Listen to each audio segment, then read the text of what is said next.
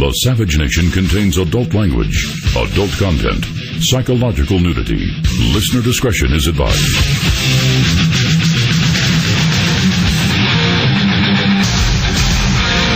And now, America's most exciting radio talk show, The Savage Nation. Talk radio for the thinking person, home of borders, language, culture. And here he is, Michael Savage.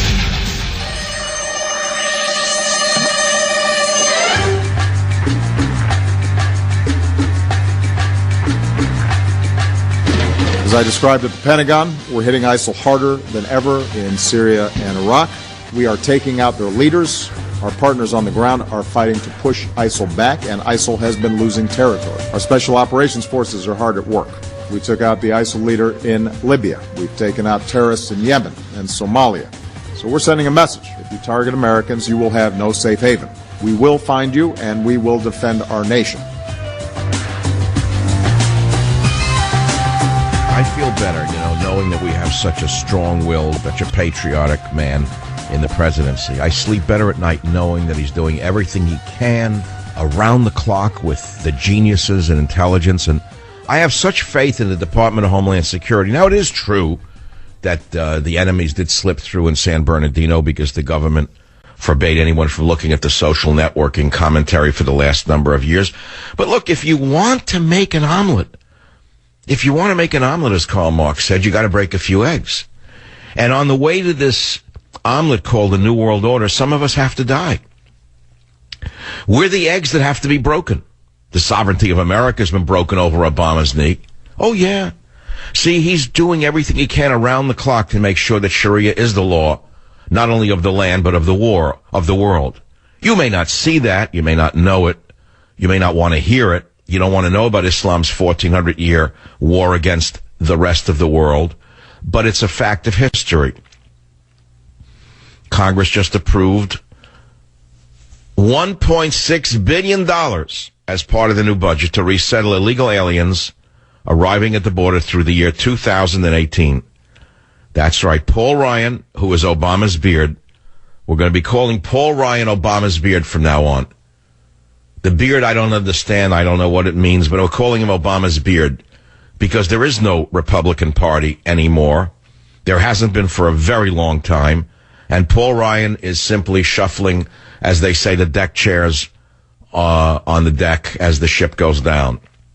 He is Obama's beard.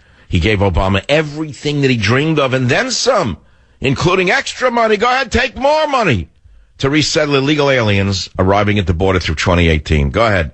Have more money. We don't care. Christian school puts professor on leave for solidarity hijab. Christian school now is teaching Islam. Slowly but surely, little by little, that's how it goes. They have hundreds of years. They don't deal in seconds. They don't deal in days. They don't deal in minutes. They don't deal in months. They don't deal in years. They deal in centuries. Meanwhile, a team led by Middle Eastern women were caught surveying the U.S. facility on the Mexican border. Women and children. Team led by Middle Eastern woman, caught surveying U.S. facility on Mexican border. Putin says Trump is a really brilliant and talented person. Even Putin knows how brilliant Trump is. Even Putin knows that Trump would be better for the safety of the universe than the creature that we have right now, the snake in the White House. There's no limit to the snake's desire to harm people. But I don't want to talk about it. I read you some of the headlines. Oh, yes, the Senate's going to investigate the defense secretary's use of personal email. You expected something else from Ash Carter, Mr. Pink Tie, another stooge they found from the Beltway? The Senate will investigate Defense Secretary Ash Carter's use of personal email for work business to make sure he didn't send any sensitive information. Oh, please. Are you joking? Are you kidding me? He admitted to a mistake in using personal email. Have you seen the faces of the men running our military and defense and security establishments? If you were a 35-year-old throat-cutting member of ISIS, would you be trembling in your headscarf? You'd say that they're a bunch of fat old weaklings, and they're not long for the world. That's what you'd say. because Obama cannot stand any competition. He will not put a young, vigorous, returning war veteran around him because he knows he's nothing compared to the most lowly private who has faced bullets in combat. But I don't want to talk about that. Nope. You know what I want to talk about? I don't even want to talk about Paul Ryan betraying America, giving a $1.1 trillion funding bill to transform America.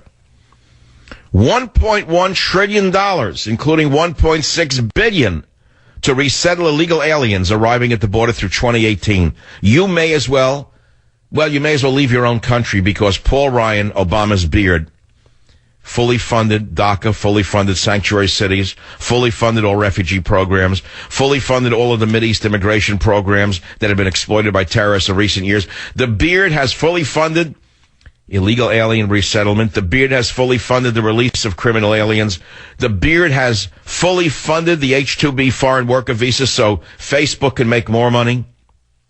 The beard has funded tax credits for illegal aliens. The beard has funded huge spending increases everywhere you can look. The beard has funded virtually everything that the far left has dreamed of their entire life. The only thing the beard, Paul Ryan, has not yet given Obama for is the internment of conservatives in FEMA camps. But it's still early in the regime's last remaining months or years, whatever they may decide they want. Because if he decides he doesn't want to leave office, I'm sure the beard will find the fluke in the law to let the snake stay on to finish things up. I don't want to talk about that either. I want to talk about our cyber spying. I want to talk about the selective service idea I came up with yesterday. Yesterday's show was one of my favorites. It was how to win at cyber warfare, stopping ISIS and China through a selective service where we would draft computer experts into the military. We'd get the young computer-savvy experts and draft them into a special division in the military. And we had a very vigorous conversation about that yesterday. I had hackers calling the show. I was honored that hackers listened to the show, and I realized afterwards why I liked hearing from them, because in essence, they have the same mentality I do. I am fundamentally hacking the narrative of the establishment. Do you understand what I do for a living is remarkable? There are other talk show hosts who are simply Republican frontmen. Despite their complaints to the contrary, they're frontmen for the Republican Party. Even if they say they're not Republicans and they attack them, they are Republicans. I'm not. I never worked for a Republican. I never voted for a Republican since maybe Ronald Reagan. That was about it. I'm not a member of the Republican Party because we have no parties. We have a one-party government. I called it a Democrat-Republican Party in 1994. Now I call it Government Zero. It's even worse than I thought. So I care about national security. And I looked into the subject last night by going onto my Facebook account, and I found some good Facebook comments, which I want to share with you, because I think I have the brightest minds who listen to talk radio calling in, and well, actually, they don't call in. Generally, the brightest minds can't call in. They're either listening on the internet and doing other things. They don't call in. They listen. Entertainment, boredom, whatever, but they're listening. They like what I say sometimes. Sometimes they don't. Like anything else, nothing's 100%. But they like the fact that they hear a rebel on this show. They hear a rebel named Michael Savage, still a rebel at my age, and proud to be a rebel at my age. Always a rebel at my age, and I'm a rebel with a cause. That's the difference between me and the James Dean movie. I'm a rebel with a cause, and you can pretty much figure out what the cause is if you've listened to the show for any length of time. So I have a lot of rebels who listen to this program, and some of them are hackers, some of them are programmers. And the cyber war that we are engaging in, we are losing. We're losing to China. We're losing to ISIS. Everywhere you turn, we're losing the cyber war. And I want to win at the cyber warfare level. And I want to stop ISIS. And I want to stop China from stealing our ideas and penetrating our Defense Department computers. How can you do it? Do you think we're stupid? Do you actually think that we are dumber than the Chinese? Do you actually think that we're dumber than those rats in the desert? Or in Pakistan where they're hiding in some toilet bowl in the third world? We have the smartest people on the planet, but we have the most deceptive president in the history of this country who does not want to tap into the talent that we have. This deceptive snake who is running the government will only pick compliant, weak-old men around him. Men with pink ties. Men who have pink brains. Men who have pink on their brains are the only men he will put around him. Idiots and morons. Idiots and morons who fail to protect us as they did in San Bernardino and keep their job. Why would he keep that idiot who runs DHS? Because he's a useful idiot. And he introduces the war against ISIS today on his way to another vacation with the wife and kids. On the way to a vacation, he stopped to give a little speech. Then he's going to stop at San Bernardino and hug somebody. And then he's off on another vacation to Hawaii after he worked so hard this year. He just got a new budget passed with his beard, Paul Ryan, running interference for him. So I'm going to read you some of the comments. The phone number is 855-407-2822. I can guarantee you that when Donald Trump becomes president, he will attract the best and brightest that we have in this country, not only to work in cyber warfare, but at every level of government. We'll get rid of the sick sorority girls. We'll get rid of the wobblies in every aspect of government, and we'll have America back again. And then eventually we need a House of Un-American Activities Committee hearing to arrest those and try them for what they've done to this country. Every last one of them who've done damage to this nation, whether it's border security, cyber security, national security, every one of them should be tried for what they've done to this country because they know what they're doing. And there's no excuse for it. So Facebook comments include this.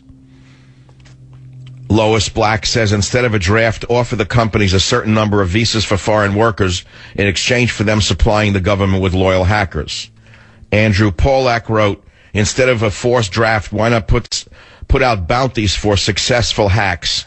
How much is a bomb to take out a guy versus paying some hacker a couple of grand for every successful cyber takedown? That's an interesting one.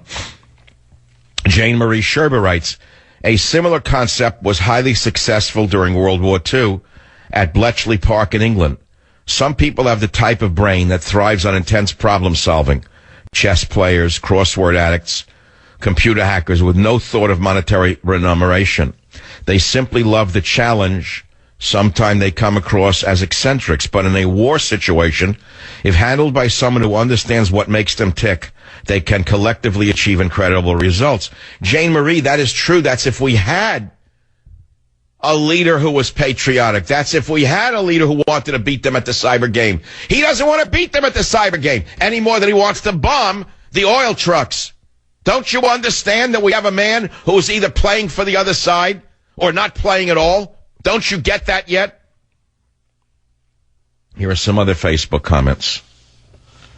Michael Eddings says, I wonder why we can't sift through all the current laws and find one that would apply to a U.S.-based company aiding and abetting terrorists by allowing their services to be used to orchestrate their horrendous acts. Facebook should self-police terrorist activity or face treason charges. Same with Microsoft's Xbox and Sony's PlayStation. If a trucking company knowingly allows their trucks to traffic drugs, wouldn't they be liable and face punishment for not reporting it to law enforcement? Amen to that, Michael Eddings. That's right. No one is too big to fall. I have said for a long while now that Twitter, Facebook, every one of them, by not engaging in the cyber war that we must engage in to survive as a civilization, they are aiding and abetting terrorism. And they themselves are part of the problem, not part of the solution. And Philip Wellington says, Oh, I can't go on because we're almost out of this first stop set. Now, another one says that I have a flaw in my idea about forcefully recruiting hackers and conscripting them into the military to counter cyber terrorism. And he'll tell you, I'll tell you what he wrote. If you care to call, and I'm going to also give you a little background on Israel's Unit 8200, their super secret cyber spy agency that is at a science park in Beersheba, southern Israel. They have the brightest, youngest teenagers working in cyber security in Israel. Why don't we have that here? Instead, we have a president who encourages Ferguson and Baltimore. Because that's what he does. That's how a snake operates. That's what I see. And it's very unfortunate for you. And I shall return. So there was a massacre just a few days ago, really. A massacre at a work event. It was not work-related, of course. It was Islam-related. Shootout, massacre. U.S.-born Farouk and Pakistan native Malik expressed commitment to Islamic jihad and martyrdom in direct, private online messages. And yet it was not caught by the Department of Homeland Security, Naval Intelligence, you name the intelligence services that are busy making dates with each other on government computers, watching internet pornography, spying on conservative groups, spying on conservative groups, spying on conservative groups. Obama has created an internal Stasi in the United States of America, an internal spy agency more concerned with stopping the political opposition than stopping radical Islam. Write that one down. Obama's Stasi was just rewarded today by his beard, Paul Ryan. So when I have this conversation on how to win at cyber warfare, it's almost a moot point. It's a moot point. Even if any of these ideas were enacted, what good would it be if you have a man in the driver's seat who's taking the bus over the cliff? What good is it? None of us have faith in him. It's a sham. I mean, look, I'm controlling myself. I watched this speech this morning by the charlatan on his way on vacation. He was again late by how long, Robert? 30, 40 minutes? 45 minutes. He made the world wait for his speech. You know who used to do this? Hitler. I'm not comparing the two in terms of politics, but I've studied the history of demagoguery and crowd manipulation. And Hitler was very famous for showing up late and then making everyone wait before he began his speech. Did you know that? He has some good advisors. I got to tell you that. He has some excellent advisors from Hollywood on how to keep a crowd anxious and on their toes. Join the Savage Nation. Call now, 855-400-SAVAGE. Savage.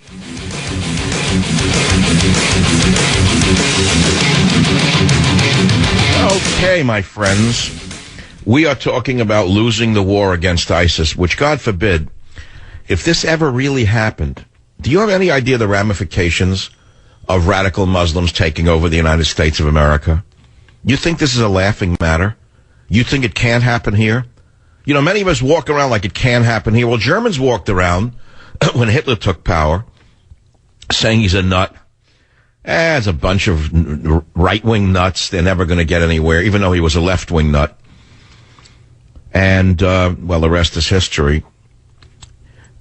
What would happen if these rebellious, radical, insane rapists and killers were to succeed in taking over America? Now, some would argue they've taken over a good portion of America already without killing. They just use the killing to intimidate and cow everybody. But they've penetrated every level of government. They've penetrated every level of academia. They've penetrated the United States media. So in essence, how much more can we take of this war against Islam when Islam is at war with us? You know that, and I know that. Let's stop mincing words. You have to trip over it every time you are about to say what you know is going on. They call themselves the Islamic State. How could you not see it related to Islam? Now, I understand if I were a Muslim listening to the show, I might be offended. And that's an offense that you're going to have to live with. Because what I'm saying is what most Americans believe and what most Americans say. They want to know how you could be a member of a religion that has so many members that hate us so much, that hate everyone but those who adhere to this fundamentalist vision. And how extensive is this problem? How many radicals are there amongst the Muslims in America? Let's forget the world. We can't do anything about them over there unless in your Obama you bring more of them in. We keep hearing from political leaders that Muslims have nothing whatsoever to do with terrorism. We keep hearing that there's 99% of them share Western values, or 99.99 of them share Western values. And yet, according to the Muslim human rights activist Raheel Raza, the real figures are much different. The untold story is much different. if you would actually listen to a Pakistani-born human rights activist and a devout Muslim herself who has spent the last 20 years speaking out against Islamic extremism. She's put together a film by the Clarion Project, which provides the real figures about the threat of Islamic extremism. You want to hear some of their findings? According to this film, the data published by the left-wing Pew Research Center, 39% of Muslims, that's 345 million of them, surveyed, think it can often, sometimes, or rarely be justified to kill a woman if she engages in premarital sex or adultery. 52% of Muslims, that's 281 million people, surveyed, support Sharia law, which favors corporal punishment, such as whipping or cutting off hands of thieves. 27% of Muslims, that's 237 million people surveyed, believe apostates should be executed. 51% of Muslims, that's 289 million people surveyed, support Sharia law, are in favor of stoning unfaithful spouses. You want more? Are you ready for more? For your Muslim friends amongst you? This study by a devout Muslim herself also cites a Pew study which found that among Muslims aged 18 to 29 living in Western countries, 26% of American Muslims, 35% of British Muslims, and 42% of French Muslims believe suicide bombings against non-Muslims can be justified. Is that radical? What you consider radical is considered normal in many parts of the Muslim world, according to Miss Raza, R-A-Z-A. It's in a new movie. She says, while the vast majority of Muslims don't believe in suicide bombing, killing apostates, honor killings, and stonings, hundreds of millions of them do. We need to have an honest conversation about this.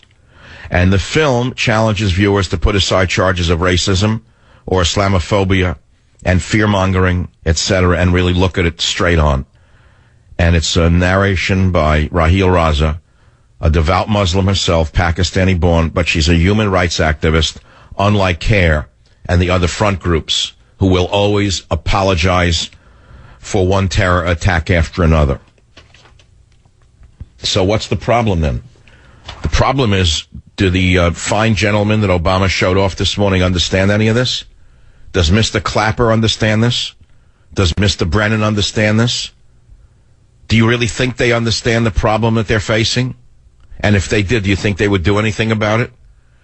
So we go back again to what can we do about it, and we're hoping for a future time when Donald Trump becomes president, I would say, or someone who's a conservative, but that's a long shot because, you know, it's not that I don't think Ted Cruz is a good guy. He's unelectable. I'm sorry, I'll say it again. I know that there are a lot of Ted Cruz supporters in my audience, and I respect that, but I'm a realist. In a general election, there's something about Ted Cruz that makes him unelectable. I looked at him very carefully. You know, the medium is the message. A lot of an election has to do with looks. He has a certain weirdness to his look. I'm sorry to tell you, it's just the way it is. If you look at his eyes, there's a deceptiveness. There's certain things about Ted Cruz that would make him unpalatable to the general electorate. They don't even know who's running on the Republican side. They know Donald Trump, that's about it. And then a whole slew of other guys, they don't know who they are. They're not going to pay attention to the election until next Labor Day. Then they'll pay attention to the election, Labor Day 2016. That's well established. Then they'll start saying, who should I vote for? And that's how it's going to be. Now, they take a look. They're going to have the old hag Hillary Clinton. Most of them detest her. She is the most detested of all candidates. Women don't like her. Millennials distrust her. And yet it's the only thing the Democrats can offer us is Hillary Clinton. I wouldn't mind if a Democrat had a conservative Democrat, a patriotic Democrat. They did, by the way. There was one of them. What was his name? I don't want to get the name wrong. He was the former Navy guy. I tried to get him on the show. He was on one debate once. I've already forgotten his name. I don't want to get it wrong. I know it, huh? Jim Webb. Sorry about that. I thought Jim Webb would have been a fantastic Democrat candidate. But they dismissed him right out of the box because he was too patriotic. And he was too oriented towards solving problems the right way, which is the American way. and they got rid of him. Instead, they have this character, O'Malley, who's a fake Jim Webb. Anyway, that's irrelevant. What I'm saying is I'm not a fan of Ted Cruz because he can't win. He cannot win. He simply cannot win. Ted Cruz would probably be a great Secretary of State or in some other great department. I don't think he could ever win against even Hillary Clinton. That's why I'm not a fan of Ted Cruz. He's unelectable. He doesn't have the look for it. And his voice is squeaky. He has a squeakiness to the word, doesn't he? I'm sorry, his voice is a little squeaky. He just doesn't present properly to be a president. And you looked at that group of candidates. Did you see how Trump towered over everyone? Height matters, man. I got to tell you, in leadership, people tend to gravitate towards tall people. Take it from someone who's not tall. I have had to fight that my whole life. And because I was blessed with other characteristics than height, I've been able to succeed to the level I've succeeded. But the fact of the matter is everybody understands that height definitely does attract respect, and it does attract attention. But he has a lot more than height, by the way. He has a lot more than height. Yeah, he mangles sentences. I get that. He mangles sentences. He has bad grammar. I get all of that. It's part of how he delivers his speeches, by the way. It's in shorthand. I've come to understand one of the reasons that Trump is still acceptable, even though he mangles sentences and his English isn't perfect, is because it's part of his shorthand. See, he comes from a New York businessman's background, which you don't understand unless you're from the New York area. People speak differently than in the rest of the country. They don't waste time with words. You know that they start sentences and don't finish them in New York, in high circles? They're not worried about being perfect, about finishing every little dot. They can telegraph what they're saying with a half a sentence. Because the other guy's as fast as he is, so he got it before it. Whenever he says 3 words, the guy knows what he's talking about. He doesn't have to be exactly right with every little detail, like all of the minis out there saying, oh, he didn't finish this, he mangled it, his tenses are wrong. That doesn't matter. People don't care. Secondly, with the level of education in America, I think it actually makes more sense to them now that he doesn't speak full sentences. That's good because they can't follow what most people are saying anyway. So let's go back to the topic at hand on the Savage Nation. I promise not to stick on this topic the whole day. We're talking about hackers. We're talking about cybersecurity. I did promise to give you a little peek inside Unit 8200, Israel's top secret cyber spy agency, which is filled with bright, geeky teenagers. Did you know that? Did you know that there's a graduation ceremony recently for this group? It's a 3-year after-school program for 16 to 18-year-old students who have exceptional computer coding and hacking skills. And the organization is called Mag Shamim. Mag Shamim, which means fulfillment. Mag Shamim. It's a secret science park in Beersheba, Israel. Mag Shamim. 3-year after-school program for 16 to 8-year-old students with exceptional computer coding and hacking skills. And it serves as a feeder system for potential recruits to Unit 8200, the Israeli military's legendary high-tech spy agency, considered by intelligence analysts to be one of the most formidable of its kind in the world. Unit 8200, or Shimon Matiyim, as it's called in Hebrew, is the equivalent of America's National Security Agency and the largest single military unit in the IDF. It's an elite institution whose graduates, after leaving service, can parlay their cutting-edge snooping and hacking skills into jobs anywhere in the world. Israel, Silicon Valley, Boston's high-tech corridor. And so you have to look into this. More than half of those in that organization were boys, but there were girls too. And 8200 is open to both.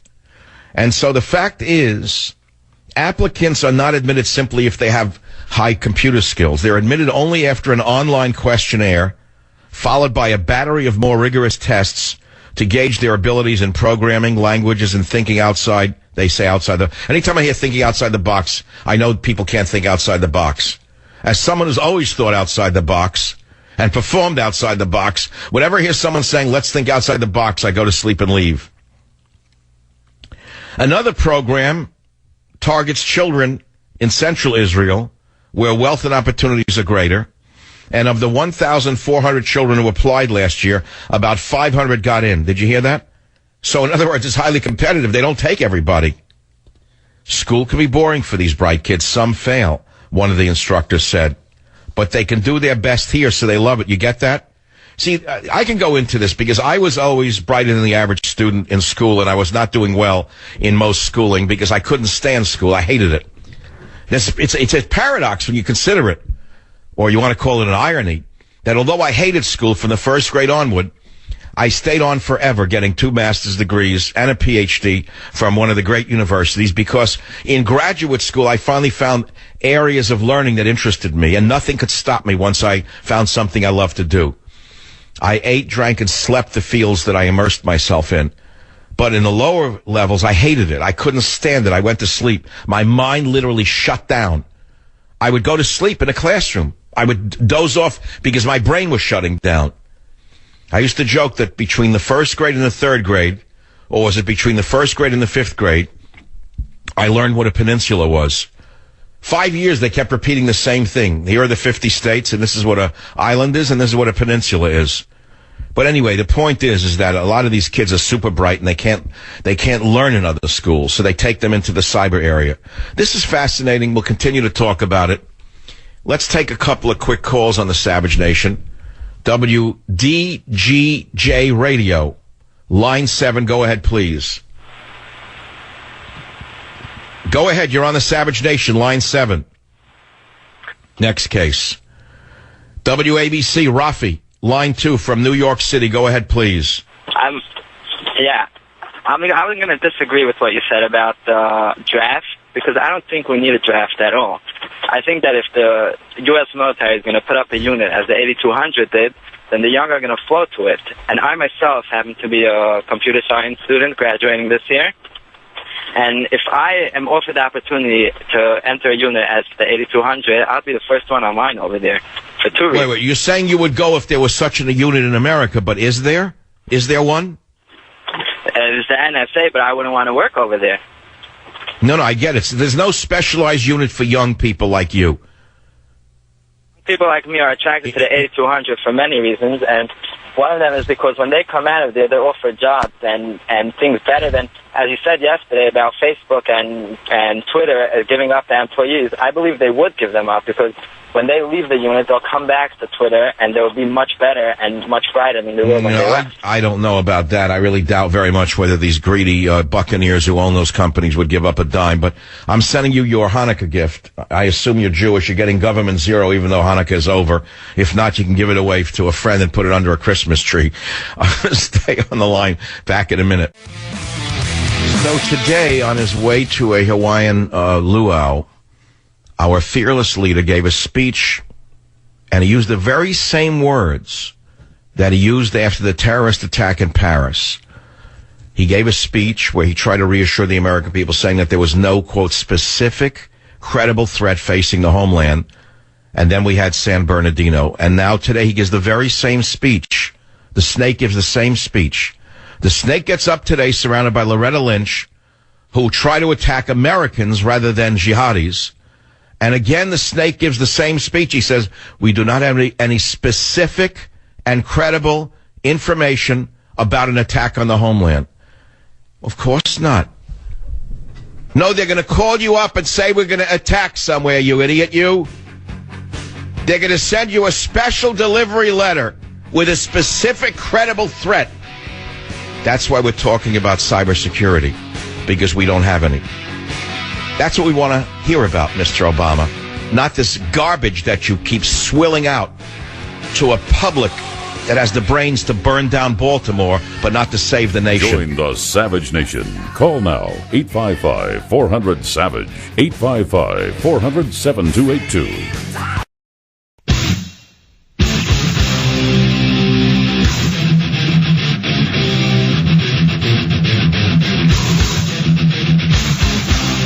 Warning. The Savage Nation contains adult language, adult content, psychological nudity. Listener discretion is advised.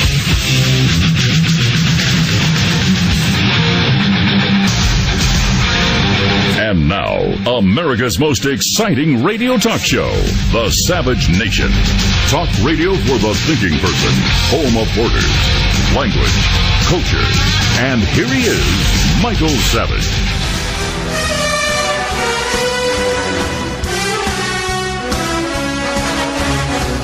I want to repeat what my team just told me. At this moment, our intelligence and counterterrorism professionals do not have any specific and credible information about an attack on the homeland. That said, we have to be vigilant. Well, I feel much better that they didn't send a special delivery letter saying where they were going to attack a daycare center or a mall. You know, because, look, if they had a credible threat, I guarantee you we'd know about it.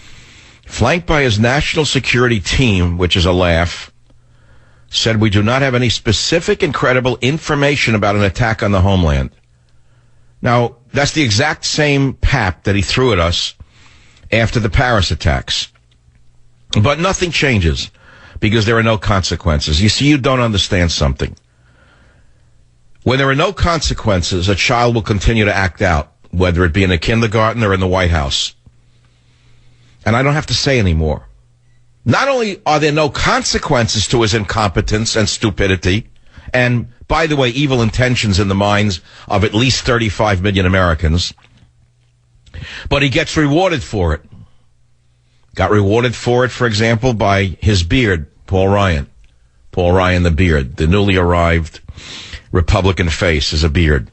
And he's just nothing but a beard for Obama's big government, $1.1 trillion, including an astonishing amount of money to resettle illegal aliens through the year 2018. So I'm not going to replay on this show today the debate. I did it yesterday, but I didn't even want to do that. It was boring. Instead, I talked about a selective service to win a war against ISIS in China through a selective service of the best and brightest in the fields of cybersecurity. And then I talked about the Israeli equivalent, where they take in the brightest kids, 16 to 18, and they put them into Unit 8200, high-tech spy agency. We don't have an equivalent here in America. I don't think we have an equivalent here. The project in Israel is housed in Beersheba, and an office park whose tenants include IBM, Oracle, Lockheed Martin, EMC, PayPal, tied into Beersheba's Ben Gurion University, and its cybersecurity research center. So Israel has a Unit 8200, do we? We have Loretta Lynch spying on Americans. We don't have Unit 8200. We have a unit that spies on Americans and threatens Americans. We have a Stasi. We have the equivalent of the East German Stasi operating inside this country. That's what we have. That's what this man has done to this country. Instead of hitting ISIS, he hits conservatives. Instead of leading a coalition against ISIS, he leads a coalition against conservatives. So what is the point of my complaining about it when we've lost any opposition in this country that we may have had? There's only one hope. And I stand by those words. It's Donald Trump. As flawed as any man may be, and we're all flawed. I love when people say he's not this, he's not that, and he was this and that, and that. All right, great. I love all of you diehards, you 100%ers. Look in your own mirror sometime. See what 100% conservative you really are. You know, don't think you're fooling anybody. All of these popes of conservatism out there. The popes of conservatism. Only they can decide who's a true conservative. All the little mini popes who shave in the morning don't even look at their own image and ask themselves, are they kidding? What is this litmus test for a conservative? Where'd you get it? What booklet was put out with a litmus test for conservatives? What is this litmus test? I guess only you got the copy because no one else has seen it. All I know this about Donald Trump is that he'll kill ISIS. He'll bomb them into the Stone Age. He'll carpet bomb them and their families. If need be, they will disappear off the earth. No other candidate will have the nerve to do it and stand up to the vermin in the press after he does it. So we could talk about the cybersecurity issue. We can talk about anything else on the Savage Nation. Cyber warfare is a good one. 855-407-282 is the phone number. MichaelSavage.com is my website. And I think I'll take a call. WABC, Jacob, you're a diehard Ted Cruz fan. Go ahead, please. Michael, I'm not a diehard Ted Cruz fan. I'm a diehard Michael Savage fan. Let me say a few things quickly, Michael. I listen to your show every day. Ted Cruz would be, Donald Trump would be a fantastic president. Now, people that criticize Donald Trump for policy, Donald Trump doesn't need to tell every, like they say in Yiddish, schmeiger, every secret policy. Donald Trump has proven over the years he knows how to get things done. He would be a great president. Regarding Ted Cruz, Ted Cruz would be a very good president as well, very different type. Now, let me just say one other thing. Michael, Barack Hussein Obama is an Islamic terrorist, and I am saying this, and I will prove it to you if you want to discuss this with me. This man... hold on, you're making a statement, but let's see. How can you prove he's an Islamic terrorist? First of all, you have to prove he's conducted terrorism. I'll tell you, well, if you look in the dictionary, the definition of the word terrorism, terrorizing, Barack Hussein Obama has terrorized this entire country by every one of his policies. He takes down the country. He's not stupid. He's doing this purposely. He understands what's going on. He's taking us down in every single way, with debt, with security, with law enforcement, everything, with Loretta Lynch, with Kerry, with every single action in this country. The black community, unemployment is down big time in Chicago with his mayor Emanuel that he put in. Every single thing with Al Sharpton in the White House, with de Blasio. This man has blood on his hands with his immigration policies. San Bernardino happened. I follow everything, Michael. I listen to you every day. I follow you on YouTube, on Facebook. This man has blood on his hands because of political correctness.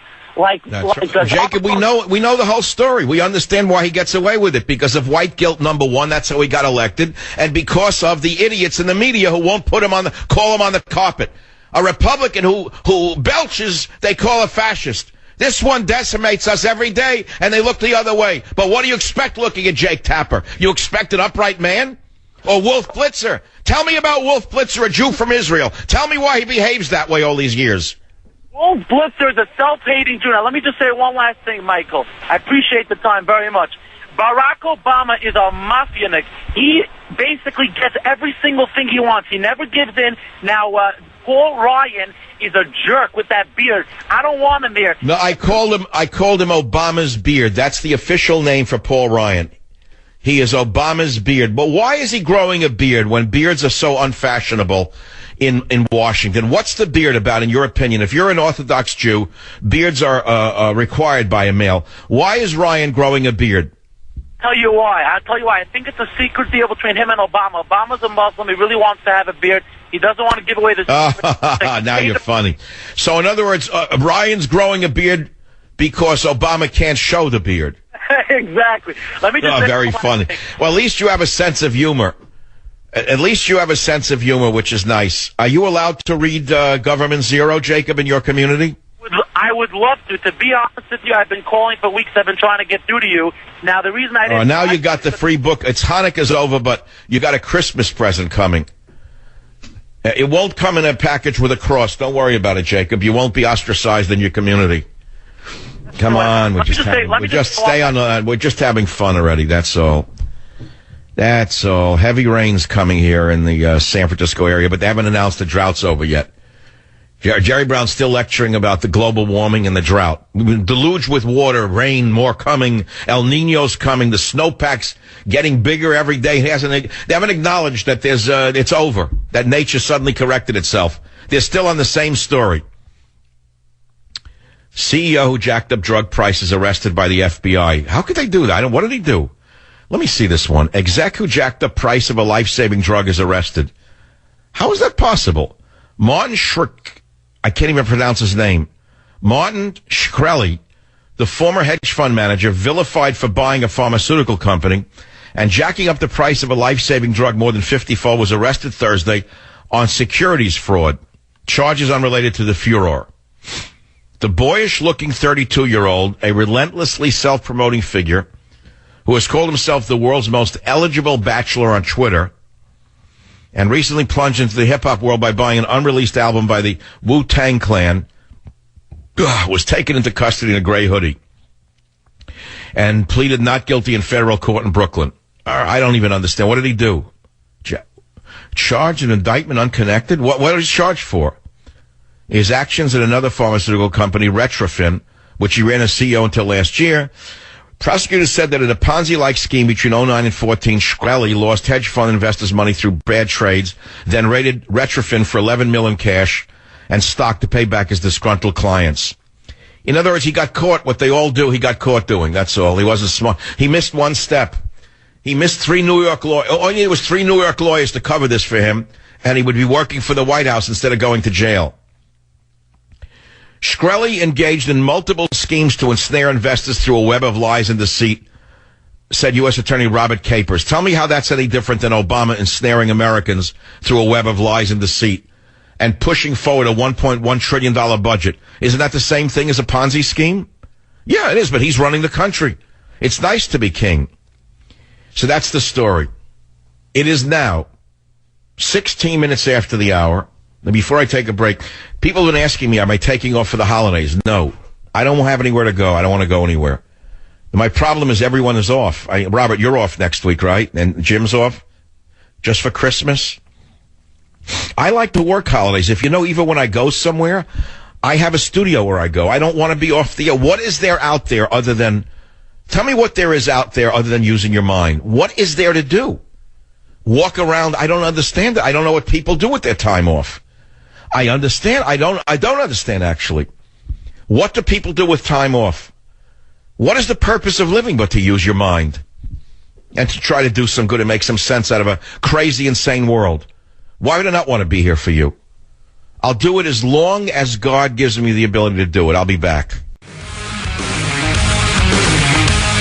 Well, okay, the story just came out. Michael Savage says draft tech workers to help defeat ISIS.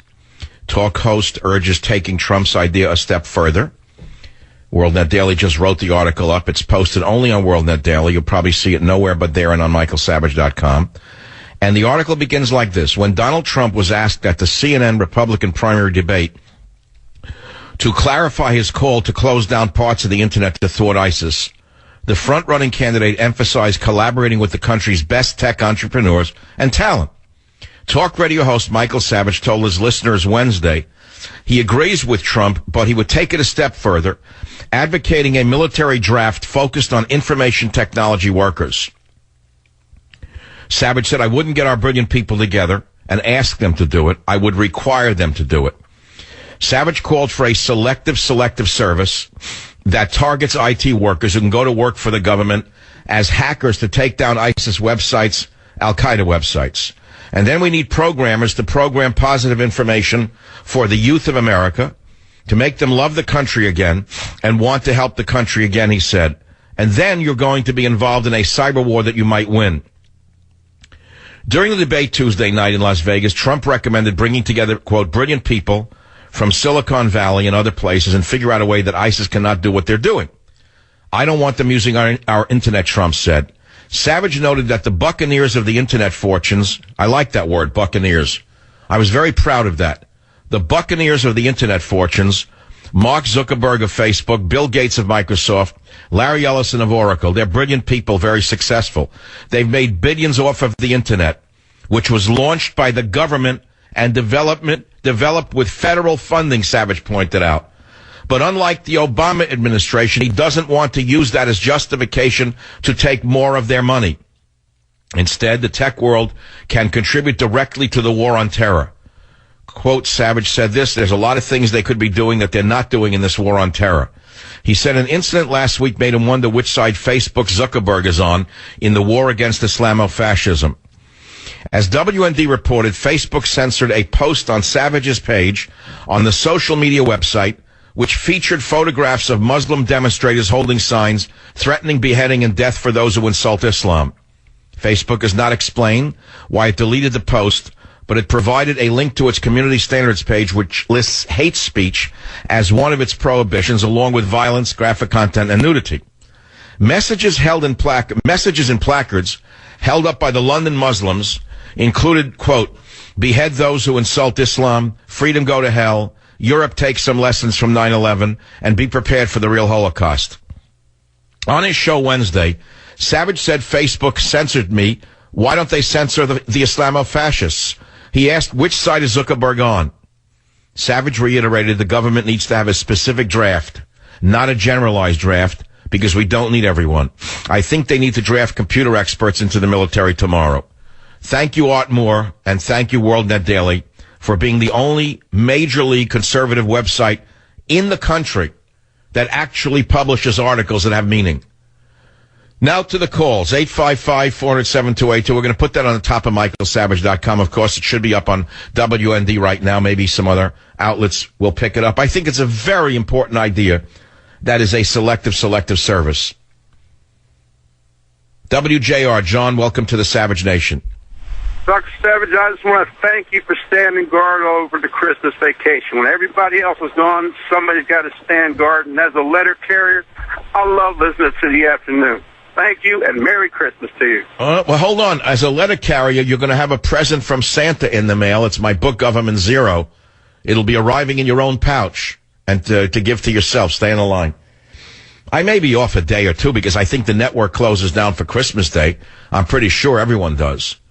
Right? I mean, Robert, isn't that true? Everyone's closed on Christmas Day? No? I don't know. I may want to work Christmas Day. What is that? What am I going to do? I don't understand it. In other words, Christmas Day is the waiting for Christmas Eve. I'm not a child sitting under the chimney waiting for Santa. What do you mean take the day off? What, does the world come to an end? Do you think the Islamo-fascists are going to take the day off? No, I don't think they can take the day off. What do you think about my idea to draft tech workers to help defeat ISIS? That's the question of the day. How did you feel about Obama's speech saying that there's no credible threat and therefore we shouldn't worry? The same garbage he fed us after Paris. Doesn't this man understand that he's a clown and that everyone is looking right through him and that he's the king without clothes? Does he not get that yet? Join the Savage Nation. Call now, 855-400-SAVAGE, 855-400-7282. We are in a new phase of terrorism, including lone actors and small groups of terrorists, like those in San Bernardino. Because they are smaller, often self-initiating, self-motivating, they're harder to detect, and that makes it harder to prevent. But just as the threat evolves, so do we. We're constantly adapting, constantly improving, upping our game, getting better. You're getting much better. You're getting much better at letting ISIS get through. Much better at it. There's no question he's getting better at letting them get through and not getting caught or arrested for sedition. There's no question that his game is getting better. He can have one terror attack after another and then come out and speak as though he just succeeded in preventing a terror attack. He is getting better at his game. See, we're getting better at our game. He's upping his game of lying. He's so good at it that right after San Bernardino, he thinks he can get up and I almost said it, the public. Bull gag the public. He can bull gag the public about being right on top of the game. This guy is terrific. A new terror attack, and he gives a speech like there was no terror attack. This is such classic propaganda. It's beyond belief. In other words, don't believe what actually happened. Believe the con man who you elected. No, don't believe what actually happened. Nothing really happened in San Bernardino. In fact, if you look at it, it didn't even happen at all because their game is so good. It never really happened. Him and the other geniuses on the stage, they actually prevented it. You don't even know that. They actually prevented San Bernardino. It was going to be much bigger, was it not, for those men on the stage, the puffy old white men.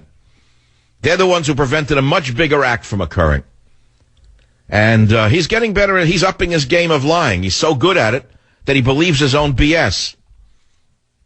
I can't believe listening to this guy. I don't believe he didn't even fire the head of the Department of Homeland Security after the attack. They don't even respond to the American people screaming to fire him. It's unbelievable to me.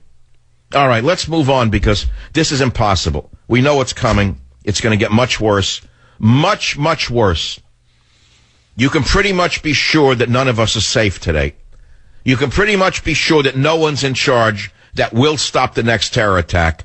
But you can pretty much be sure that Loretta Lynch will crack down on you if you say anything that offends a Muslim. That I can guarantee you. All of those puffy old white men will be dancing to her tune and making certain that anyone who makes any Muslim uncomfortable will be arrested by the federal government for committing a crime that doesn't exist. That's what happens during a reign of terror. She is the Madame Defarge of our time. Again, using a literary reference. She is the Madame Defarge, and I guess Obama is the Robespierre. I don't know what else to call him. He's the Robespierre, and she's the Madame Defarge. Now let's go to some people on this tech idea. There's some great callers, and I want to give them the time that they deserve. Let's go to Tennessee, WOKI. Joe, you own a tech company. Go ahead. We'd love to hear from you. Absolutely. I own a tech company, not one of the Silicon Valley venture capital vampires. We provide a good product to real enterprise to help them grow. We put out an ad 2 weeks ago looking for people. We need coders. We pay relatively well, benefits. It's a proper job. It's good for the region. It's higher than the median pay in the region. And we have no takers yet. Where is it located? It's in Tennessee, Joe? Yeah. And how much do you pay an hour? An hour. This is salaried. Oh, so how much is the salary for such a person? $52 a year. $52 a year in Tennessee is equal to about $150 a year in Silicon Valley, isn't it? I wouldn't even say that. That's being a little pessimistic on that. But close enough, yeah. I mean, in this region, it's an excellent salary. We put this out, and we also put it out as a freelance job. We have well over 100 replies from Indian coding companies, individuals looking to freelance our needs, all of that. People from Mexico, the Philippines, India, Malaysia, looking to code for us. We have no responses from right here. Wait, what you're saying? You have no responses from American workers? Is that what you're saying? None. So where are the American workers? Where are they? And that's an excellent question.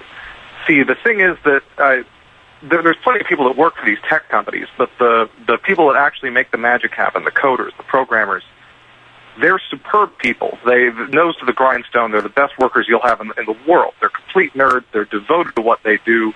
It's fantastic. I work with these people. They're the best. The problem is that we don't turn out enough of them because their jobs get sharked from overseas.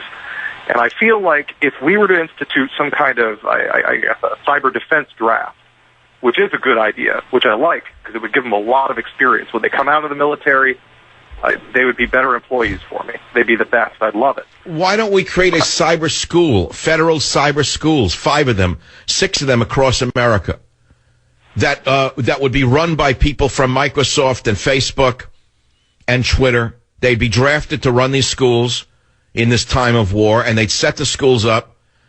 Maybe the billionaires who own them would continue to pay them their same salary since they've gotten so much from America for so little. Maybe they continue to pay these guys great salaries. They could run these schools, and that we could attract young kids who may have the capacity for it. How long would it take a bright young American high school student who's computer savvy to be useful to you? Meaning to learn to be useful to you? Under a year. They don't need university education per se. No, of course not. They don't have to learn how to put a condom on a cucumber at Harvard. I get it. Exactly. To me, that would be brilliant. Honestly, why don't we do the same thing we do for some teachers? Case in point, Teach for America. Student loan forgiveness. Total student loan forgiveness in exchange for public service. So you're saying you could take a bright, computer-savvy young person in high school and send them to some crash program, and within 1 year they would be useful to a company like yours? Absolutely. Okay. Would that 1 year be about the same amount of time necessary for them to go to work for the government to start taking down ISIS websites?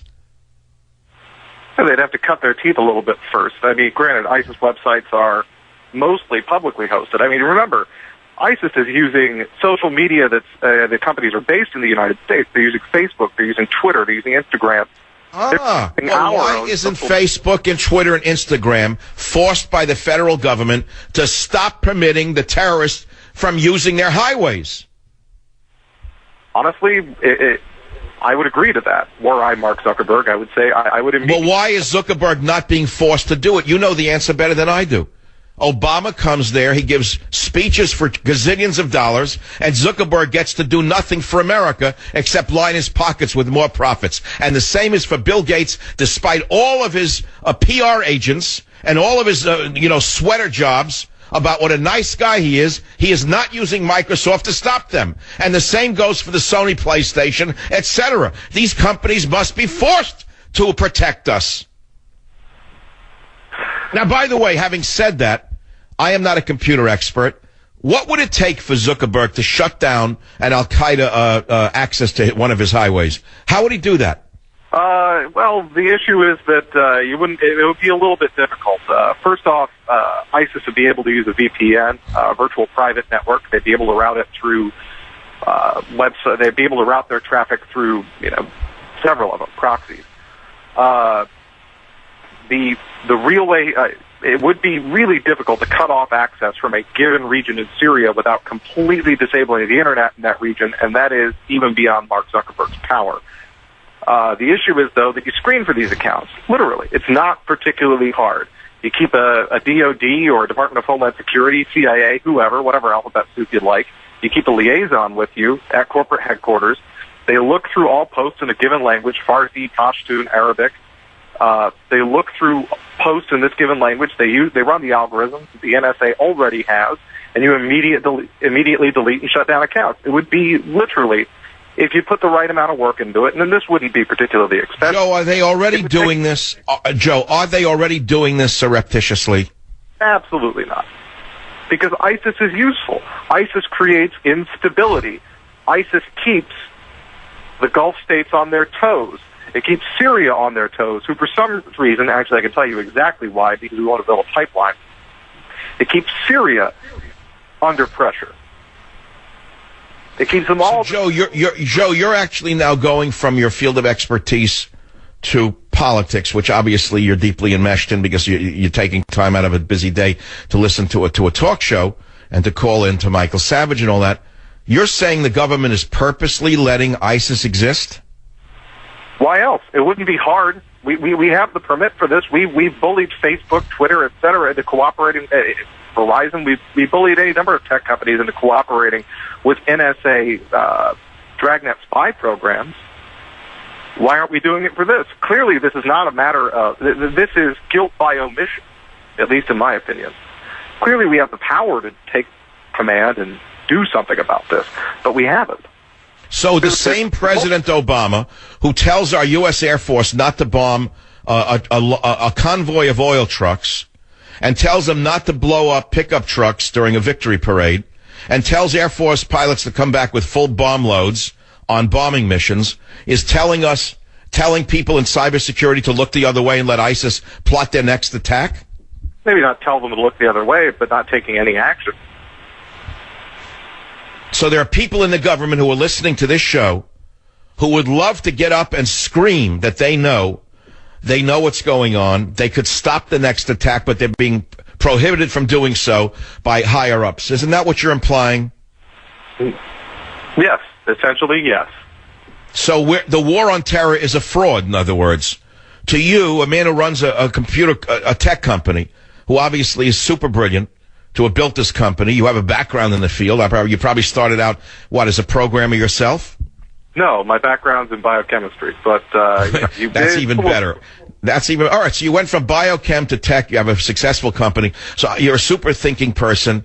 You actually believe the war on terror is a fraud? In its current iteration, absolutely. Okay, so wait, Joe, wait a minute. You're probably freaking out a lot of listeners because they're listening to every word you're saying, and as I am. What's the end game of Obama and his minions? What do they intend? What do they want the enemy within? What are they doing? Well, first off, you have to understand that these people long ago, look at European leaders, look at the European Union, look at their leaders. They long ago stopped caring about the well-being of their people. First things first, we have to understand that our government has betrayed us. It has been betraying us consistently for over a decade. Our government does not represent our interests. They represent certain other interests. Instability in the Middle East is a good thing. It keeps the Saudis buying weapons. It keeps the Emiratis buying weapons. It keeps them distracted from the Israelis. It keeps the Sunnis and the Shiites at each other's throats. ISIS is still viewed with, I guess, kick gloves by the Gulf states because they're concerned about an ultimate showdown with Iran, the growing Shiite power. They're still concerned about this, but they still see ISIS as a potential tool to use in this. Because Iran has been very successful. Donald Trump himself said it. If Iran was a stock, I'd buy it yesterday. And he's right. They've been extremely successful with all of their efforts in the Middle East. Joe, I'm a supporter of Israel, Joe, for obvious reasons. Is Israel also, in a way, not taking on ISIS? ISIS isn't Israel's problem. It distracts Israel's enemies. Granted, I love Israel. Israel is fantastic. They are brilliant. They are what I wish America could be.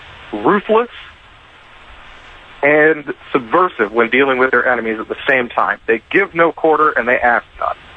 They are brutally effective at pursuing the interests of their people. And that's what I think gets so many leftists so riled up about Israel, is when they look at it, oh, how terrible, how terrible. Because Israel doesn't play this internationalist kind of game. They don't. Because Israel is a sovereign nation with a national identity, and that's, of course, anathema to the New World Order. But why is Israel not engaged in fighting ISIS, is what I keep asking. Why would you fight someone that's got literally all of your enemies all tied up in the knots and not paying attention to you? I'll sit back. Oh, God, Joe, I think there's more to your background than you're letting on, Joe. Oh? Joe, is there anything else you'd like to tell my audience is probably quaking in their boots right now? Because what you're saying is quite revolutionary. Could you stay on the line for one more minute? I must conclude this hour with you, Joe. You've got me really on the edge of my seat. I'll be back. In plain English, Trump was right. We need to black out the internet in terrorist-infested areas, period. That's what he said. I went beyond that, and I've gone to the next level of analysis. And it's very simple. Michael Savage says draft tech workers to help defeat ISIS. Trump said shut off the internet in terrorist-infested areas. Now, that would require the greedy buccaneers who have capitalized on the internet, which they didn't create. Let me remind you, Bill Gates did not invent the internet, and it was not Al Gore either. The internet was a product, if I'm not mistaken, of the U.S. Defense Department many decades ago. Am I right about that? I think it was developed by the U.S. Defense Department with taxpayer money. They wisely, being the buccaneers that they are, found a way to make a buck off someone else's genius. And the rest is history. The fact is, they owe the country a huge, huge debt. Bill Gates, for all of his great works, all of his liberal foundations and all of that, needs to step up to the plate and help us with national security interests. Need I say the same about Mark Zuckerberg or the other tech giants, Twitter, for example, who live only for their self-aggrandizement and self-profit? They must be required by a legitimate government to aid in the war on terror in ways that I can't even imagine because I'm not a computer expert. It's as simple as that, but many of you are, and I've got your attention. Go and spread it around amongst yourself.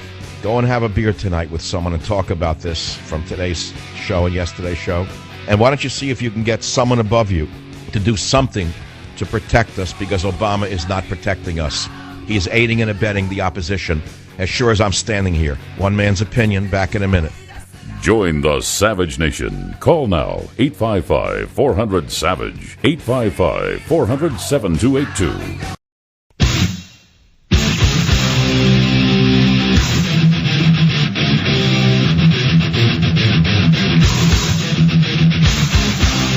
Warning. The Savage Nation contains adult language, adult content, psychological nudity. Listener discretion is advised.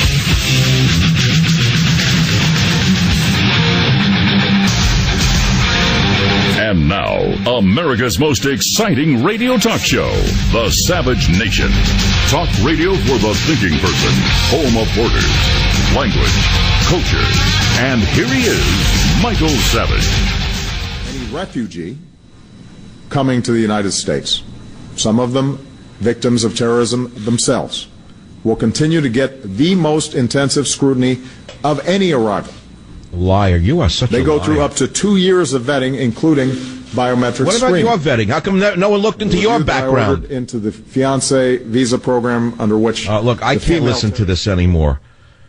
The female Muslim who came into San Bernardino came in right through the walls that Obama's gang of old white men created. He's a liar through and through. His own Department of Homeland Security chief, who should have been fired after San Bernardino, admitted today before Congress that terrorists can exploit the system. So who does he think he's kidding? I guess he thinks he's kidding you.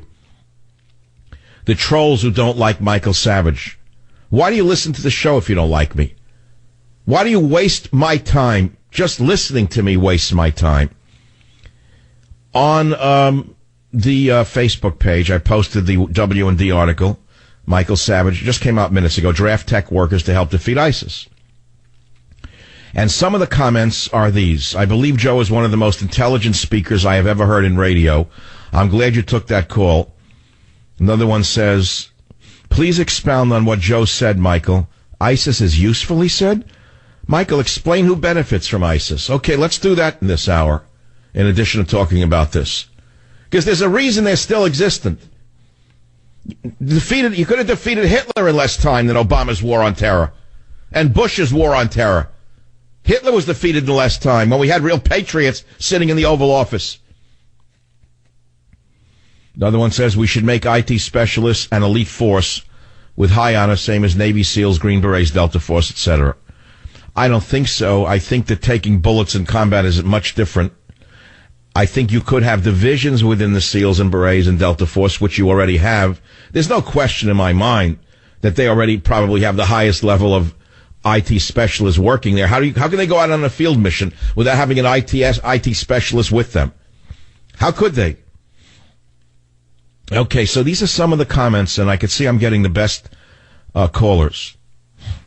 This tech guy, Joe, you're talking to sounds knowledgeable about the tech world and politics, and may want to talk to him often and maybe get Joe to talk to Trump as an advisor. Yeah, that's a good idea. The next time that Trump comes back on the show, I'll mention it. Michael, listen to me. He writes, David Schweitz writes, the Obama open border people have already conscripted the IT mercenaries at Facebook, Zuckerberg, and others. They are the useful idiots of today's war. Globalist utopia. This war has been waging since the 60s and before. And he goes on about Marxism and good and evil. And I don't want to go into it because it's too esoteric. Every post and ping from ISIS should be met with a smart bomb, someone writes. That's an easy answer. Yeah, put out the entire neighborhood. I guess you could say that, but that would be like saying that if a kid from a bad neighborhood does something bad, you should burn the neighborhood down with everyone in it. That's crazy. Can't do that. Doesn't work that way. If you care to chime in on this topic, let's see now, 855-407-282. Got some sound I want to play. Here's the great man, the great leader himself. You got to hear this one now in clip 5, trying to draw us all together and give us courage. Listen to 05. One of our greatest weapons against terrorism is our own strength and resilience as a people. Doesn't he sound like that he means means staying vigilant. If you see something suspicious, say something to law enforcement. Hold it! I see something suspicious on the stage right now. Hey, whoa! I see something suspicious at the head of DHS. Whoa! Now go on. The next, you have to start it from the top. I know we don't have the computer technology. Oh, good. We got new equipment. Go ahead, try that. Allies in this fight are each other. Americans of all faiths and all backgrounds. And when Americans stand together, nothing can beat us. Most of all, we cannot give in to fear or change how we live our lives. I can't listen to it. I'm getting nauseous. I feel like I just ate bad fish. I feel like I ate 12-day-old tuna fish in a Taco Bell when I listen to him. I get indigestion. This man who has divided America from the day that he even started to think, he was taught how to divide and conquer. And look how good he is at it. He just used Ryan the Beard to get a $1.1 trillion budget. Ryan will now be called Obama's beard. Remember that. You always refer to Paul Ryan as Obama's beard. It's as simple as that. Now, here is the same day Obama's telling us that there's no way they're going to get in and hurt us. Here is the most incompetent man in the history of national security, Jay Johnson, in clip number 6. Listen to this, and you're going to get sick. Listen to it. We do have to be concerned about the possibility that a terrorist organization may seek to exploit our refugee resettlement process. That is true of this country. That's true of every other country that accepts refugees. He's incompetent. He's just an incompetent yes man, a schmuck who never deserved this job. They pulled this moron out of Wall Street, and they gave him the HS. The moron doesn't know the first thing about national security. A 16-year-old kid who fought in a street gang would know more about national security than this putz. Listen to the next one. This is the man heading up DHS who just failed us in San Bernardino. Listen to 7 now. There are a number of investigations by the FBI of potential plots, those who may be involved in plotting or planning terrorist acts.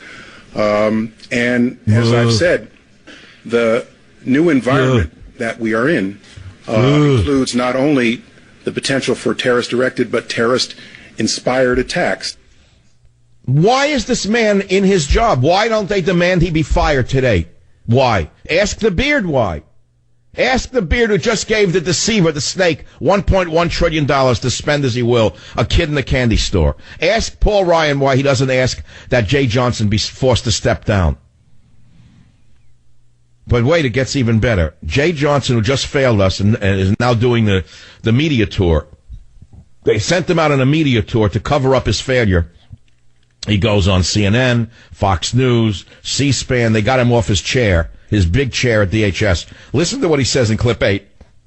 Public awareness, public vigilance, and public participation are important to our homeland security. We are creating an intermediate level this is to the sickening. NTAS system that includes an NTAS bulletin. You hear this? A bulletin they're going to put out. General developments or trends regarding threats of terrorism. Who is this idiot? We do this in public speeches, in public statements. Oh, that's going to stop law ISIS. Enforcement with joint intelligence bulletins. I can ridicule him from now until the end of the end of the decade. It's not going to change anything. Obama has selected this guy because he's a patsy. He's just a yes man. A Schmendrick they found. They moved him up every step of the way. Now the Schmendrick's running DHS. The Schmendrick wouldn't know if he stepped on a ticking time bomb. He wouldn't know what it was if it was stuck in his shoe. He'd have to refer to a manual. He'd have to refer to a manual to see what the ticking was if he stepped on a ticking time bomb, God forbid. This is running the Department of Homeland Security. If I were ISIS, I'd be laughing today. I'd be laughing at America. I'd laugh at them. These incompetent old men who have no clue. And they're scared and they're shaking in their boots. And then they have the guy at top who does nothing to stop them. We got the best Air Force in the world. Didn't bomb the convoy of trucks after Mosul. Didn't bomb them in their strongholds. It took Russia bombing them that finally made Obama do something. Because he finally was shown for what he was. It took Putin. And you want to hear something on that issue that's really funny, strange rather, not funny in the sense of a Jackie Mason joke. Kind of strange, or you could say weird if you live in San Francisco. Here is a speech where John Kerry suddenly says that the U.S. is not seeking regime change anymore in Syria. Didn't he just meet with Putin? Somebody just met with Putin. All of a sudden, the two-faced pallbearer comes back, and he's singing a new tune now in clip 12. The United States and our partners are not seeking so-called regime change as it is known in Syria. What we have said is that we don't believe that Assad himself has the ability to be able to lead the future Syria. We focused on a process, on the political process, whereby Syrians will be making decisions for the future of Syria. But we do believe that nobody should be forced to choose between a dictator and being plagued by terrorists. Okay, so what he just said is after meeting with Putin, they've stopped insisting that Assad be forced out of office. That's what just happened. Did you hear this? What just happened? That's what just happened. That's a good thing, finally. Actually, it's a very good thing. Now, there used to be a guy in the news named Ted Koppel. Remember him? He was never important. He was just on forever. He had been on forever. The little guy with narrow shoulders, very narrow shoulders. He looked like he had a large head put onto it, like a dummy body. Remember, like a dummy body with a large head? Red hair, Ted Koppel. He's trying to retain relevance. He doesn't have any. He can't retain it. He's trying to regain some relevance after they threw him off ABC. I don't know what he does now. I don't know where he is. I don't know, honest to God. I think he's teaching public speaking in Kuwait to a group of school children. But he suddenly appears on Fox News, and here he has this to say in clip 15. He's got a lot more hair, but the fact of the matter is that he and Benito Mussolini have this sort of arrogant approach in which they say very little in terms of substance, but the manner in which they say it gets the crowds excited. Gee, Ted, you may have a new career back on CNN, or maybe even Fox News is trying you out again. You sound like you fit right in there with Megyn Kelly. You fit right in. I can see how you got where you are, in which they say very little in terms of substance, but the manner in which they say it gets the crowd excited. You didn't seem to have the same thing to say about Obama, did you? You lying, two-faced tin horn, you. Okay, this is what passes now.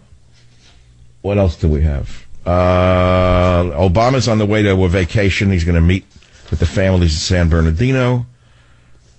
White House praises the spending deal with the GOP Congress. They got everything they wanted and then some. Is that Obama or just a spokesmouth? Well, it's a let me hear the spokesmouth in 17.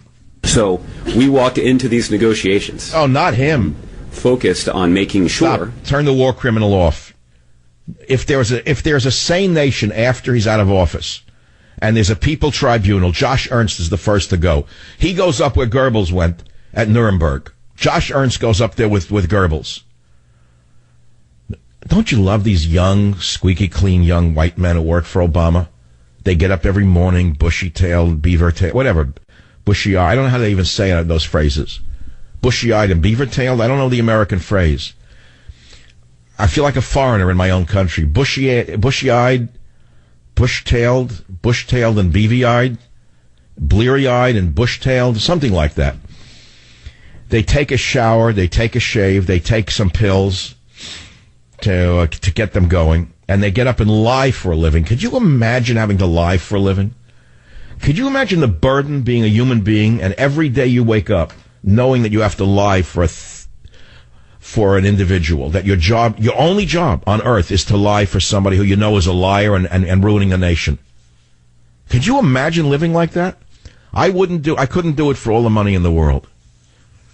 I could do it if my life depended on it. Well, I tell you the truth. No, if my survival depended on it, I could do it. But his survival doesn't depend upon lying for Obama. He must know better. I certainly wouldn't do it for a buck. I've left many careers, by the way, in my life. Many. One day I'll tell it all in a book. I have walked out on careers because I would not work for certain people. I had to leave cities. I had to walk out. I had to walk out of certain things in my life because I wouldn't do them. Okay, that's neither here nor there. What's here is me. What's there is you. I'll be back.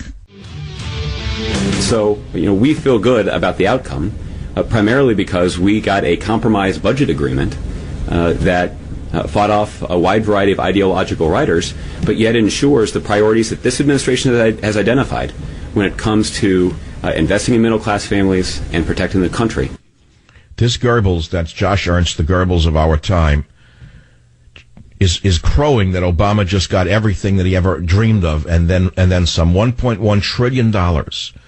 Him and Pelosi, Ryan the Beard and Pelosi, funded executive amnesty, sanctuary cities, refugee resettlement operation, illegal alien resettlement, the release of more criminal aliens from prison, a massive increase in foreign labor visa programs, which will displace more American workers so Facebook and Microsoft can make more money.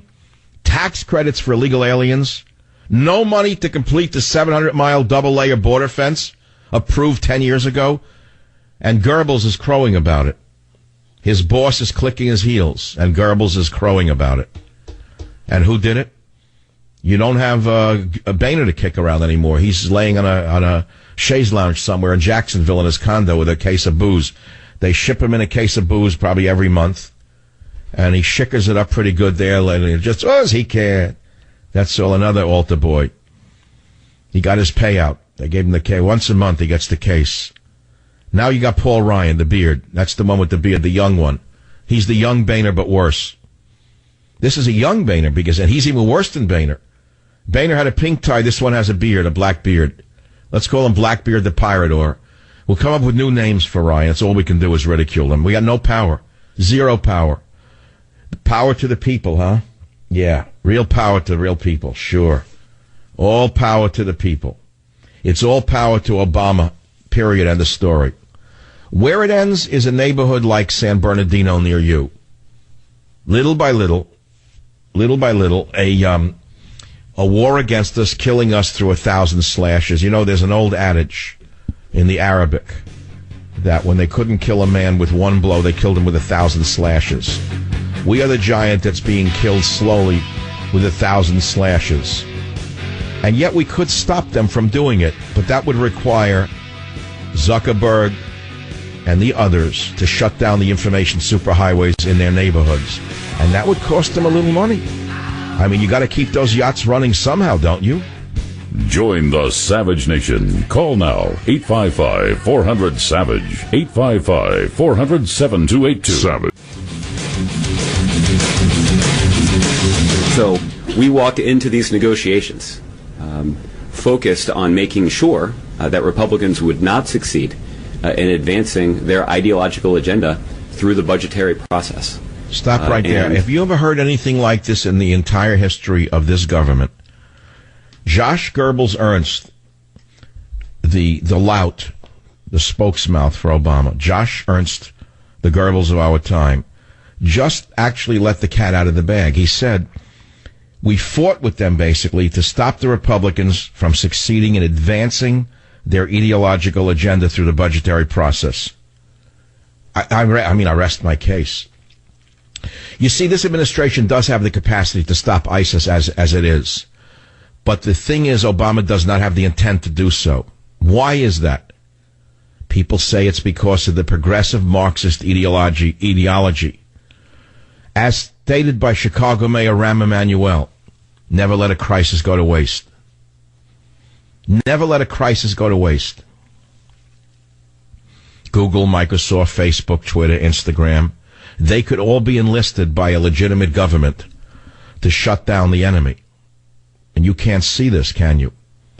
Now, in Government Zero, it's a very important book. I tried to show you, I still try to show you, maybe you'll buy it for Christmas, which is next week, the very cozy relationship between Islamists and Marxists. And when you combine the Marxists or progressives in the administration, no one will argue that they're not progressives, right? Well, what's the difference between a progressive and a Marxist? Nothing. So we'll use the word progressive. When you combine all the progressives in the Obama administration with the Islamists and put those ideologies together, you have Government Zero. A government not of the people, by the people, and for the people, but a government where there is no borders, no language, and no culture. And I said it to you, and it just came out today that I was right again. It doesn't make me happy to say that. He just funded sanctuary cities. He funded all refugee programs. He funded all of the Mideast immigration programs. He funded illegal alien resettlement at a tune of $1.5 billion today. He funded the release of criminal aliens. So you say, an enemy couldn't do more. An enemy could not do more harm to this country than this snake in the White House. And what good does screaming about it do for me? And what does it do for you? Well, we have no opposition party whatsoever. Paul Ryan is a beard for Obama. Now, people don't like my idea. One said, as a tech worker, this is one of the most stupid ideas I've ever heard. What are you going to give up while advocating that the government enslave us at 25% of our salaries and we lose our homes, cars, tuition loans, etc.? He says the average salary of a Silicon Valley software developer is $132,000 a year, and if you want the cream of the crop, maybe you should up the salary to around $200,000 with incentives. At least you get more return on your money than paying our senators and representatives that type of money. He says, where would that money come from to pay for attractive salaries and facilities? He says, so quit trying to put the burden on a small group of people. I have an answer for him. It's simple. You take the greedy buccaneers who you work for, the greedy buccaneers who capitalized on the internet without having created it, those who took the information superhighways that were created with government money, you take the greedy capitalists, like that ugly little creature who runs Microsoft, who hates America, And you force that bum to pay you a full salary while you dedicate yourself to protecting America and Americans. You make that little bum pay you a full salary while you work for America. That's how you get the money you deserve. You make that bum give something up. You make Bill Gates give something up instead of that 2-foot shuffle that he gives. Him and Warren Buffett went to the same school, making believe they're so kind and so nice with their largesse to liberal organizations, which is just a method of keeping the government off their back. Let them pay their fair share of taxes. Let them stop using the double Irish tax techniques to avoid paying taxes in this country. How do you think they get away with not paying their taxes? They give millions of dollars to the government. Millions of dollars in fundraising so he could shuffle off to Honolulu, putting more money in his kitty, in his war chest, for more progressive Marxists. They don't pay their fair share of taxes. When has Microsoft paid a full 39% that every other American corporation has to pay? Any legitimate American corporation pays 39%. 39%. What does Microsoft pay? What does Facebook pay? Look into it, my friends, and you'll find out why they're getting away with this. So this young man is saying he's a tech worker. Who's going to pay his salary? I gave you the answer. You make Zuckerberg pay you your salary for the 2 years that you give to the government, and then you get the government pay on top of that as an incentive, and when you get your job back, guaranteed when you come back out of service. That's who'll pay you. That's the answer. Does that solve your problem? No one's asking you to give up your house. And what about the H-1B visas that Obama just got today? Why is he flooding America with Indians, for example? Why is he flooding America with Indians, for example? Cheap labor for the boys and girls in the Silicon Valley playfields, who, again, gave him huge donations to make sure that he'd give him more H-1B visas so they can make more money. Okay? Now, what do you want to talk about? What do you want to talk about? Many of you don't like my idea at all. Many of you have the libertarian mentality. You say that all it will be is a waste of money, and it'll bring us down a long path of infringing on the rights of the innocent. I don't agree with you. Because in wartime right now, which we're in, you may not know this, we're in war right now. Who is going to stop them? Someone agrees with me. He says, Savage, again, you're out front. You're ahead of all the talk show hosts in America. Again, you're ahead of everybody. He said, I would push it further. Restart selective service for all 18 to 22-year-olds, male and female. 18 months for everyone with no dodgers, no delayed starts and no exceptions. Start it in 2017 and make it like the Israeli process. Then we will have trained weapon handlers who know how to defend the country, not just smoke pot on the campus lawn and complain. I don't think we need a generalized draft at all, by the way. We do not need people sitting around doing nothing. We need a selective service. We need to get smart. Just as there are new, in cancer therapy, for example, many years ago, they would use anti-cancer drugs that were not selective at all. And they would devastate people because they would not target specific cells. They wouldn't target specific cancer cells. They would target all cells. And they wipe people out. They almost killed people. In other words, you were bombing the entire cell structure of the whole body rather than specific sites where the cancer cells were growing. Well, today that's changed. Owing to the wonders of modern biotechnology, there are cancer treatments which selectively target only cancer cells. And I say that we need, therefore, to use the same mentality with a new selective service. Pick the individuals that you need for the war effort, Mr. Trump. Create a new cybersecurity command. Get the smartest person in the world to run it. And draft those in this age bracket who can work for the government for 2 years. Figure out the payment, whatever it would require. And then you'll start defeating ISIS. That's one of the things you can do. Then you can make guys like Zuckerberg, Twitter, Sony PlayStation shut down their games in the areas where the terrorists are known to assemble. Certainly they are not only in one area. We understand many of them live in our own neighborhoods. But they do conglomerate in certain countries and certain areas in those countries. 855-407-282. WVNN Radio. Steve, go ahead. Let's hear your position. Michael, yes, I have two quick points.